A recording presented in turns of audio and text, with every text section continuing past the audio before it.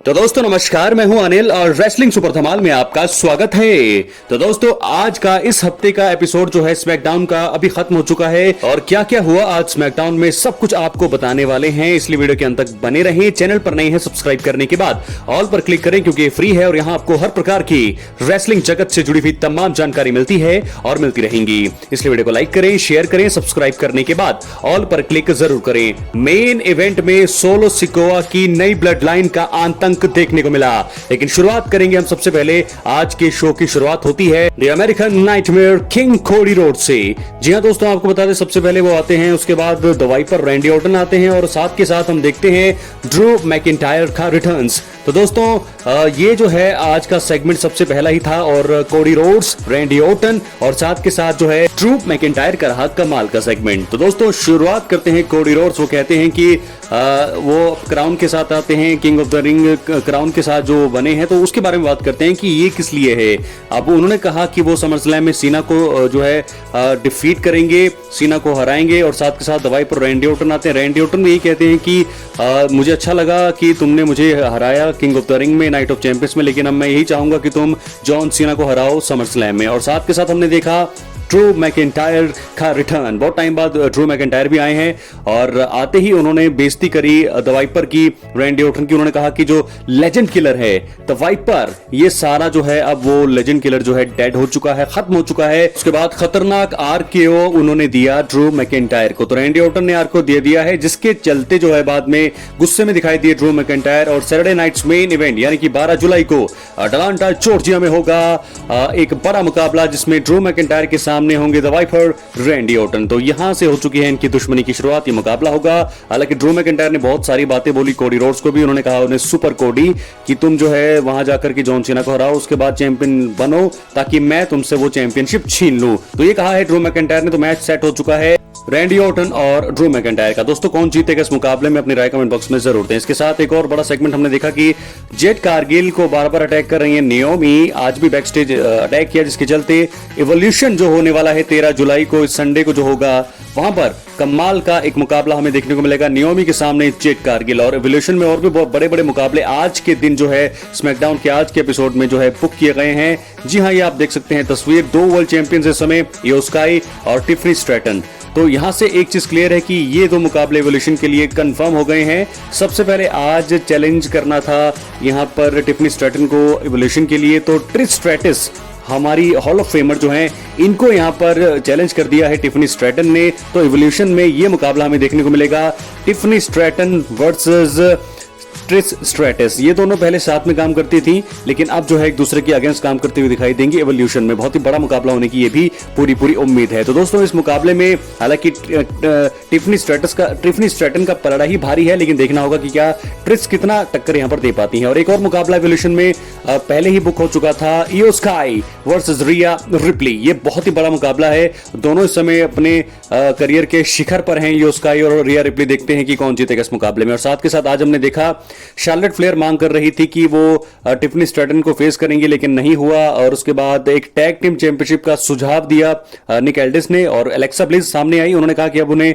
साथ में काम करना चाहिए और आज इनका मुकाबला भी हुआ, जिसमें जीत हुई एलेक्सा ब्लिस और शार्लेट फ्लेयर की। और यहां पर मुझे लगता है कि इवोल्यूशन में टैग टीम चैंपियनशिप के लिए अब आगे बढ़ेंगी यहां पर शार्लेट फ्लेयर और एलेक्सा ब्लिस। और साथ के साथ मेन इवेंट में हमने क्या देखा दोस्तों, मेन इवेंट जो हुआ, जेकब फाटू और जिमी उसो ने आज साथ में काम किया है और साथ में काम किया है उन्होंने अगेंस्ट सोलो सिका और जेसी मटेओ की टीम के साथ। सोलो सिको इस समय यूनाइटेड स्टेट्स चैंपियन है और ऐसे में आज का मुकाबला बहुत तगड़ा हुआ, हमें तगड़ी टक्कर देखने को मिली। लेकिन आखिर में हमने देखा कि जेकब फाटू ने पिन किया सोलो सिकोवा को।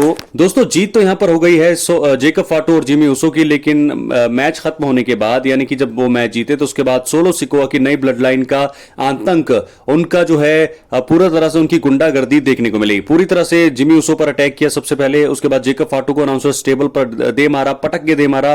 तो जेकब फाटू की हालत इस समय हमें ऐसी दिखाई दे रही है जो रोमन रेंस की थी जब जेकब फाटू जो है सोलो के साथ थे। तो ऐसे में यहां से नई ब्लड लाइन जो है सोलो सिकोआ की, जब से वो यूएस चैंपियन बने हैं नाइट ऑफ चैंपियंस में हमने देखा बहुत ही तगड़ा ग्रुप ये बनता जा रहा है। तो क्या यहां पर कोई हिंट हमें मिल रहा है कि रोमन रेंस का रिटर्न यही होगा, या फिर जेकब फाटू जो है, जिमी उसो, दो ही हैं, दो और यहां पर चाहिए। तो क्या दो कौन होंगे? क्या जे उसो होंगे, जिला फाटू के आने के चांसेस हैं? ये 4 वर्सेस 4 क्या ये होगा हिसाब किताब, या फिर रोमन रेंस क्या इसी स्टोरी में आएंगे या वो कहीं और जाएंगे? अपनी राय कमेंट बॉक्स में जरूर दें। इसी के साथ स्मैकडाउन के मेन इवेंट का अंत हुआ और ये तस्वीर, ये नया पोस्टर समर स्लैम 2025 का, John Cena versus Cody Rhodes. दोस्तों संडे 3 अगस्त के मेन इवेंट में ये होने वाला है। बहुत ही तगड़ा मुकाबला होगा। एक मौका फिर मिल रहा है कोडी रोड्स को अपनी चैंपियनशिप को वापस लेने का।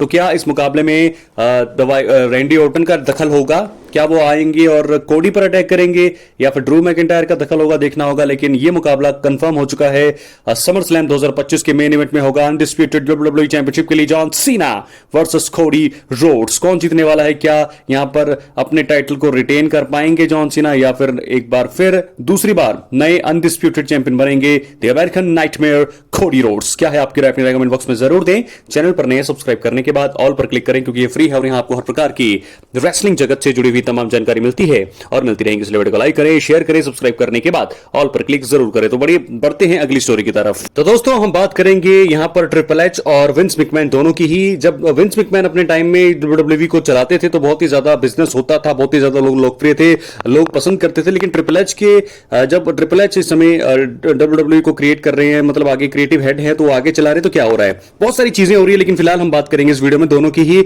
लेकिन सबसे ज्यादा बात करेंगे विंस मैकमैन की। विंस मैकमैन एक लोकप्रिय रेसलिंग प्रमोटर, कमेंटेटर और फिल्म निर्माता हैं। उन्हें वर्ल्ड रेसलिंग एंटरटेनमेंट यानी कि डब्ल्यूडब्ल्यूई के सीईओ के रूप में जाना जाता है। ये कंपनी उनके पिता जो है विंसेंट जेम्स मैकमैन ने शुरू की थी, जिसे आगे चलकर उन्होंने काफी बड़ा बनाया। विंस मैकमैन का जन्म पाइनहर्स्ट नॉर्थ कैरोलिना में हुआ था और उन्होंने फिशबर्न मिलिट्री स्कूल में पढ़ाई की। 1968 में उन्होंने ईस्ट कैरोलिना यूनिवर्सिटी से बिजनेस की डिग्री हासिल की। और विंस मैकमैन की संपत्ति दोस्तों 2025 में लगभग जो अभी बताई गई है 3.2 बिलियन यूएसडी है, यानी कि बहुत ही ज्यादा है। 3.2 बिलियन डॉलर यूएस डॉलर, तो आप समझ सकते हैं कितनी बड़ी उनकी संपत्ति है। उनकी ये संपत्ति रेसलिंग को बढ़ावा देने, कमेंट्री करने और फिल्म निर्माण से हुई कमाई से बनी है। वो डब्ल्यूडब्ल्यूई के सीईओ के रूप में सबसे ज्यादा मशहूर हैं।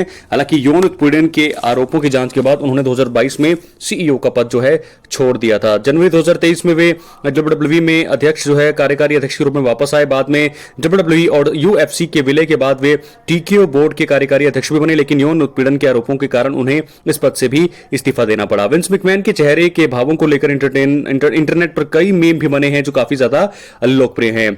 फिलहाल विंस मैकमैन कई काम करते हैं। वे रेसलिंग प्रमोटर, कमेंटेटर, फिल्म निर्माता है और हाल ही में उन्होंने 14th और आई होल्डिंग इन्वेस्टमेंट्स एंड मैनेजमेंट नाम से नई कंपनी शुरू की है। यह कंपनी खेल, मीडिया और मनोरंजन के क्षेत्र में काम करेगी। विंस मैकमैन की कमाई के कई स्रोत हैं दोस्तों, लेकिन फिलहाल सबसे बड़ा जो है यही है उनका। लेकिन अब क्या वो दोबारा आने वाले हैं? क्या वो लगता है कि वो दोबारा काम करेंगे? जॉन सीना, रॉक्स नहीं, क्योंकि डब्ल्यूडब्ल्यूई के इकलौते बिलियनियर रेसलिंग से कमाए हैं इन्होंने इतने। जॉन सीना और रॉक की कमाई भी दोस्तों रेसलिंग से इतनी नहीं है जितनी रेसलिंग से कमाई है विंस मैकमैन की। दोस्तों ये तो थोड़ा सा इंट्रोडक्शन, थोड़े से बारे में मेरे को आपको बताना था कि ये हैं विंस मैकमैन, और आगे जाकर के क्या वो आने वाले हैं वो भी वक्त बताएगा। लेकिन फिलहाल ये हैं विंस मैकमैन। तो बात करेंगे आखिर में रोमन रेंस की, थोड़ी सी बात कर लेते हैं दोस्तों की। फिलहाल जो है इस समय रोमन रेंस अब अपने करियर के आखिरी पड़ाव पर हैं। 2 से 3 साल हमें देखने को वो मिलने वाले हैं। जब वो रिटायर होंगे तो उसके बाद जो है, मैंने आपको पिछली वीडियो में, कल की वीडियो में बताया था कि जरूर जो है फिल्म इंडस्ट्री में वो जाना चाहेंगे, हॉलीवुड में वो काम करना चाहेंगे, जो कि कुछ काम वो कर भी रहे हैं स्ट्रीट फाइटर में।